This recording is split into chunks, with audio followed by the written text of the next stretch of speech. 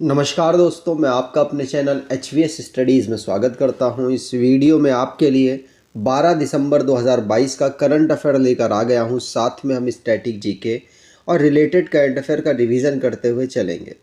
अगर आपको ये वीडियो अच्छी लगे तो आपसे अनुरोध करता हूं, वीडियो को लाइक कर दीजिएगा, चैनल को सब्सक्राइब कर लीजिएगा और एटलीस्ट अपने कुछ दोस्तों तक वीडियो को शेयर ज़रूर कीजिएगा।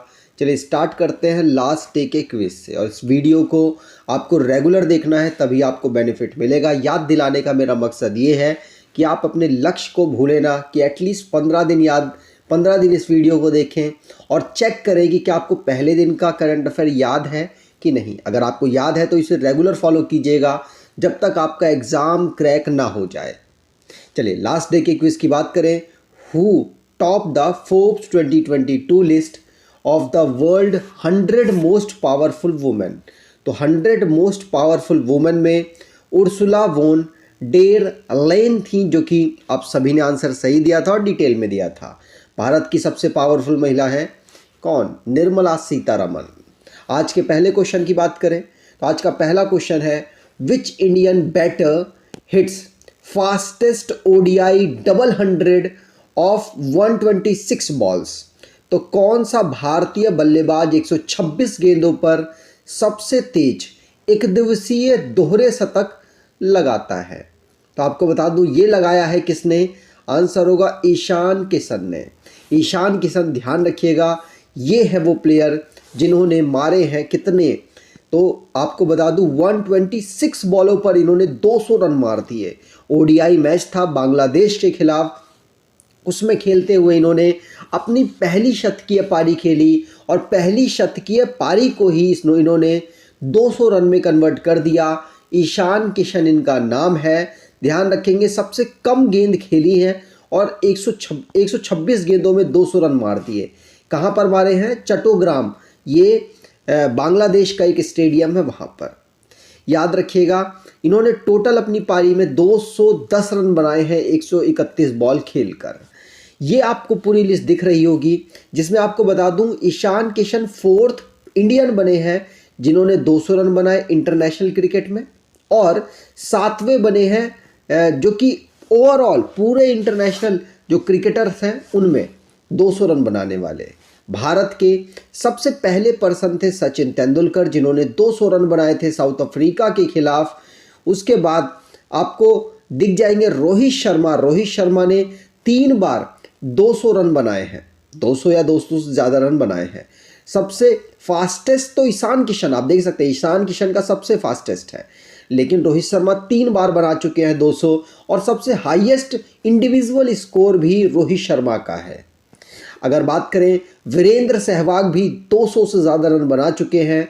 क्रिस गेल और फ़कार जमान, पाकिस्तान के, क्रिस गेल वेस्ट इंडीज़ के, और मार्टिन गप्टिल भी 200 रन बना चुके हैं। आगे बात करें तो अब जो भी हमारे स्पोर्ट्स से रिलेटेड क्वेश्चंस बने हैं उनको रिवाइज करते हैं।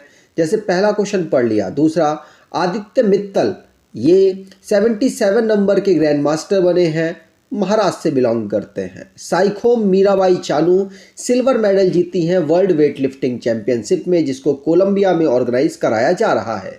दीपिका पादुकोण 18 दिसंबर को फीफा वर्ल्ड कप की ट्रॉफी को अनवील करेंगी।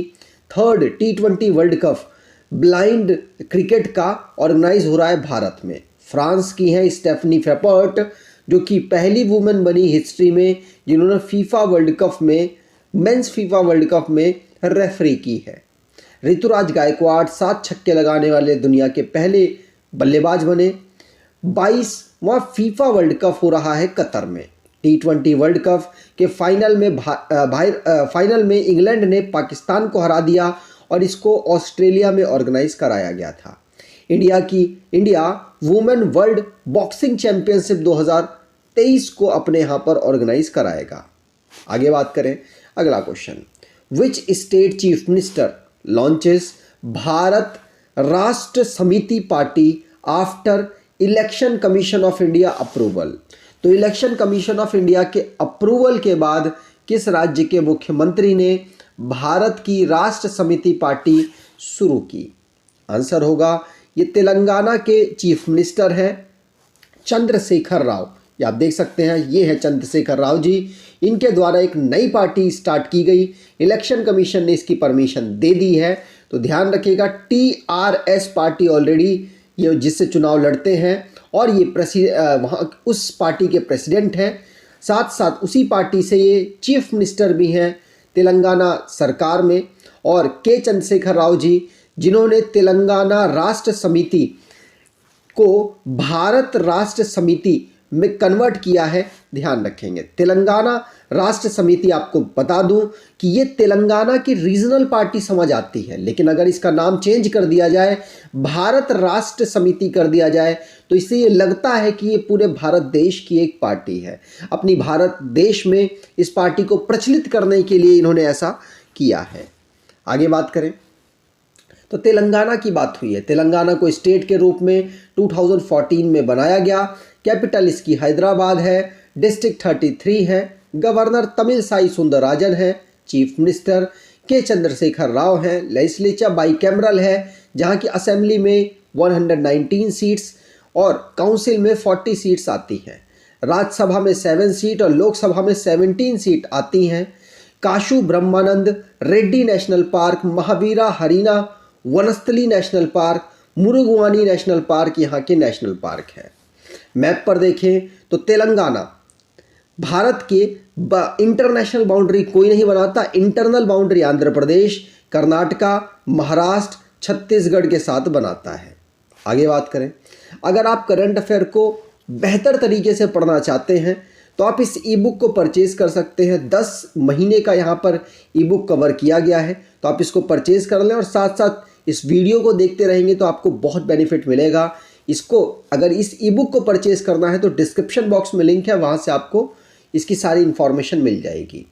विच author released her book miracles of face yoga, तो किस लेखक ने अपनी पुस्तक मिरेकल ऑफ फेस योगा को रिलीज किया है? आंसर होगा मानसी गुलाटी। मानसी गुलाटी ने इसको रिलीज किया है। यह है मानसी गुलाटी और हमारी प्रेसिडेंट जी को इन्होंने पहली इसकी कॉपी दी है। ध्यान रखिएगा, मानसी गुलाटी जो कि फाउंडर है मानसवानी के, इन्होंने मिरेकल ऑफ फेस योगा एक बुक है उसको रिलीज किया और इसकी पहली कॉपी द्रौपदी मुर्मू जी को इन्होंने समर्पित की है। आगे बात करें तो रिसेंटली में जो भी बुक रिलीज हुई उनको रिवाइज कर लेते हैं। पहला क्वेश्चन पढ़ लिया। दूसरा, चिपको मूवमेंट पर बेस एक बुक है जिसके लेखक शेखर पाठक हैं। इनको कमला देवी चट्टोपाध्याय NIF प्राइज मिल चुका है। गौतम बुरोह ने एक बुक लिखी Nalanda until we meet again, ध्यान रखिएगा, और इस बुक को रस्किन बॉन्ड ने लॉन्च किया। अगली बुक है the world a family history. इस बुक को साइमन सेबेक के द्वारा लॉन्च किया गया। E.K. Janaki अनमाल life and scientific contribution, इसको निर्मला जेम्स के द्वारा लॉन्च किया गया और लिखा गया। Winning the inning battle Shane Watson ने लिखा है। फ्रेंच ऑथर रेने नबा जिन्होंने न्यूक्लियराइजेशन ऑफ एशिया लिखी है। डांसर थी मल्लिका साराभाई जिन्होंने फ्री फॉल को लिखा है। आगे बात करें, अगला question, international mountain day 2022 observed on, तो अंतर्राष्ट्रीय पर्वतीय दिवस 2022 का हम मनाते हैं 11 दिसंबर को। तो 11 दिसंबर को हम इंटरनेशनल माउंटेन डे के रूप में ऑब्जर्व करते हैं। तो ध्यान रखिएगा, इंटरनेशनल माउंटेन डे हम 11 दिसंबर को ऑब्जर्व करते हैं। यूनाइटेड नेशन जनरल असेंबली के द्वारा इसको ऑब्जर्व किया गया था। माउंटेन्स की इंपॉर्टेंस को बताने के लिए इसको ऑब्जर्व किया जाता है। इसकी थीम वुमेन मूव माउंटेन्स है। क्या? Women move mountains. आगे बात करें, अगला क्वेश्चन, विच banks flagship gender tool kit launched, तो किस बैंक ने फ्लैगशिप जेंडर टूल किट को लॉन्च किया है? आंसर होगा वर्ल्ड बैंक के द्वारा इसको लॉन्च किया गया और चेन्नई की जो डेवलपमेंट कॉरपोरेशन है उसके द्वारा मिलकर इसको लॉन्च किया गया है। ये एक तरीके के रूल बुक है। तो वर्ल्ड बैंक ने Chennai urban metropolitan transport authority के साथ मिलकर जेंडर टूल किट को लॉन्च किया है। एक प्रकार की रूल बुक है और इसमें ये कोशिश की जाएगी जो ट्रांसपोर्ट सिस्टम है उसमें ज़्यादा से ज़्यादा महिलाओं का पार्टिसिपेशन हो और बढ़े। साथ साथ जो महिलाएं हैं वो अगर ट्रांसपोर्ट, पब्लिक ट्रांसपोर्ट या कोई भी ट्रांसपोर्ट यूज़ कर रही हैं तो उनके रिक्वायरमेंट की चीज़ें उनको अवेलेबल हो पाए। ये पूरा सिस्टम डेवलप करने के लिए वर्ल्ड बैंक और Chennai urban metropolitan transport authority के द्वारा यहाँ पर मिलकर काम किया जाएगा। आगे बात करें, अगला question, which organization will develop special data infrastructure geo portal geo Ladakh for Ladakh. तो किस ऑर्गेनाइजेशन ने स्थानीय डेटा इंफ्रास्ट्रक्चर जियो पोर्टल को लॉन्च किया है जिसका नाम जियो लद्दाख है और ये लद्दाख के लिए लॉन्च हुआ है? आंसर होगा ये इसरो के द्वारा लॉन्च किया गया, जिससे कि जो भी एक ऐसा पोर्टल बनाया जा सके जिसमें लद्दाख के नेविगेशन से रिलेटेड, जो लद्दाख की बाउंड्रीज है उसकी कैलकुलेशन से रिलेटेड जो भी लद्दाख की इंफॉर्मेशन है वो उसमें स्टोर की जा सके। तो ऐसा सिस्टम इन्होंने जियो लद्दाख के रूप में बनाया है जो कि special data infrastructure geo portal है, ध्यान रखिएगा। और इसको डेवलप इसरो के द्वारा किया गया, इंडियन स्पेस रिसर्च ऑर्गेनाइजेशन के द्वारा इसको किया गया है। इंडियन स्पेस रिसर्च ऑर्गेनाइजेशन को 15 अगस्त 1969 को फॉर्म किया गया था। एस सोमनाथ जी इनके चेयरमैन हैं और इसका हेडक्वार्टर बेंगलुरु में है। जो साइंस और टेक्नोलॉजी से रिलेटेड क्वेश्चन बने हैं उनको रिवाइज करते हैं। पहला क्वेश्चन पढ़ लिया।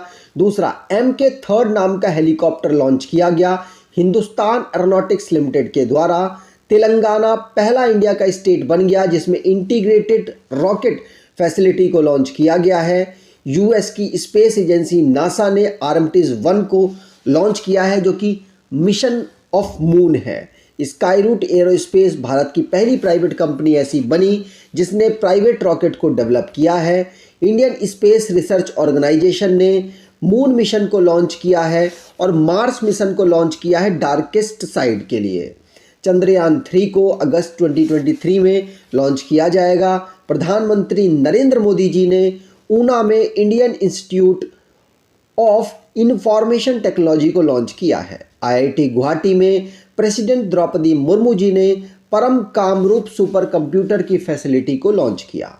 भारत ने SCO joint anti terror deal को अपने यहाँ पर ऑर्गेनाइज कराया और प्रचंड नाम का एक हेलीकॉप्टर है जिसको इंडियन एयरफोर्स को रक्षा मंत्री ने डेडिकेट किया है। आगे बात करें, अगला question, RBI science currency swap agreement with which country monetary authority. तो RBI किस देश की मौद्रिक प्राधिकरण के साथ करेंसी स्वैप समझौते पर हस्ताक्षर किया है?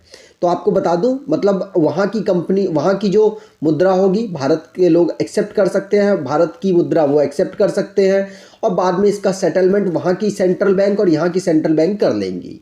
तो ये हुआ है मालदीव के साथ। तो भारत और मालदीव, आपको पता है मालदीव के यहाँ पर जो भी ट्रांसपोर्ट, जो भी टूरिज्म वाला बिजनेस है वो ज़्यादातर भारत की तरफ से मिलता है उनको। तो अब यहाँ पर भारत की जो रिजर्व बैंक है और मालदीव की जो मॉनेटरी अथॉरिटी है इनके बीच में करेंसी स्वैप एग्रीमेंट हुआ है जिसमें $200 मिलियन का एक लिमिट रखी गई है कि इतना तक हम जो पैसा वो स्वैप कर सकते हैं। ध्यान रखिएगा, पूछा जा सकता है। आगे बात करें तो RBI की बात हुई। RBI को 1935 में फॉर्म किया गया। नेशनलाइजेशन 1948 में हुआ। कलकत्ता में इस्टेब्लिश किया गया था और बाद में 2 साल बाद इसका मुंबई में हेडक्वार्टर ट्रांसफ़र कर दिया गया। डायरेक्टर को 4 साल के लिए चुना जाता है। इसके पहले गवर्नर थे सर ऑसबॉर्न स्मिथ और पहले भारतीय गवर्नर थे CD देशमुख। हमारे पहले प्रधानमंत्री बने जो कि RBI के गवर्नर भी थे, मनमोहन सिंह उनका नाम है। पहली women deputy governor KJ Udeshi हैं। आगे बात करें, अगला question, which Indian American receives presidential life time achievement award. तो किस अमेरिकी भारतीय को presidential life time achievement award मिला है? आंसर होगा ये है कृष्णा वाविला। कौन? कृष्णा वाविलला। तो ध्यान रखिएगा, पूछा जा सकता है, ए ऑप्शन यहाँ पर बिल्कुल सही है। ये है कृष्णा वाविला। तो ध्यान रखिएगा, ये इंडियन अमेरिकन है जिनको जो बाइडेन के द्वारा presidential life time achievement award से सम्मानित किया गया।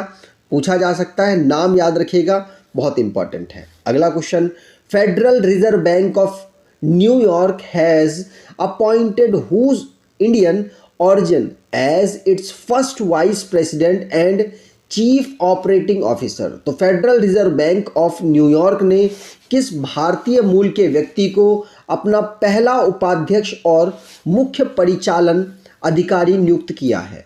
आंसर होगा, यह नियुक्त किया गया है किसको? तो आंसर है सुष्मिता शुक्ला को। किसको? सुष्मिता शुक्ला को यह अपॉइंट किया गया है। ध्यान रखिएगा, पहली वाइस प्रेसिडेंट और सीओओ है किसमें? Federal reserve bank of New York में। Federal reserve bank of New York की बात करें तो जॉन डब्ल्यू विलियम्स इसके प्रेसिडेंट हैं। फाउंड 1914 में किया गया था। हेडक्वार्टर न्यूयॉर्क में है। अगर आपको ये वीडियो अच्छी लग रही है तो इन्फॉर्मेशन के लिए आपको बता दूं कि इसको ज़रूर फॉलो कीजिएगा, आपको बेनिफिट ज़रूर मिलेगा। और बेनिफिट 15 दिन एटलीस्ट आपको ट्राई करना पड़ेगा डेली सुबह उठ के, और अपने कुछ दोस्तों तक वीडियो को जरूर शेयर कीजिएगा। चलिए बात करते हैं आज के क्विज की। तो opening ceremony of international year of millets 2023 held in which capital? तो किस कंट्री की कैपिटल में इंटरनेशनल ईयर ऑफ मिलेट्स को की ओपनिंग सेरेमनी को ऑर्गेनाइज कराया गया? वीडियो अच्छी लगी हो तो लाइक जरूर कीजिएगा। धन्यवाद।